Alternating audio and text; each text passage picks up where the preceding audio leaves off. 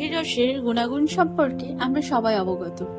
আর সেই আখ যদি বাড়িতে লাগানো হয় তাহলে তো আর কোনো কথাই নেই, পুষ্টিগুণ যেন আরো বেড়ে যায়।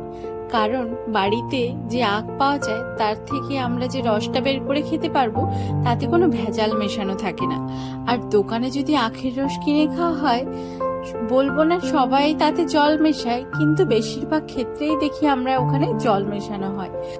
বিকেলবেলা সবাই মিলে গল্প করতে করতে আখ খাওয়ার জন্য আখটাকে আমরা কেটে নিলাম। আর যে উপরের অংশটা দেখতে পাচ্ছ, এটাকে আবার লাগিয়ে দেওয়া হবে, তারপরে আবার গাছ হয়ে যাবে। এই দেখো কতগুলো আখের টুকরো হয়ে গেছে। এগুলোকে এখন ছুলে ছুলে খাওয়ার পালা। যার দাঁত শক্ত আছে সে তো এমনিতেই কামড়ে খেয়ে নেবে, আর যারা খেতে পারবে না তাদের জন্য ছোট ছোট করে কেটে দেওয়া হবে। চলো আমরা আখ খাই। তোমাদের যদি ভিডিওটা ভালো লাগে একটা লাইক করে দিও। দেখা হচ্ছে পরের ভিডিওতে। সবাই খুব ভালো থেকো।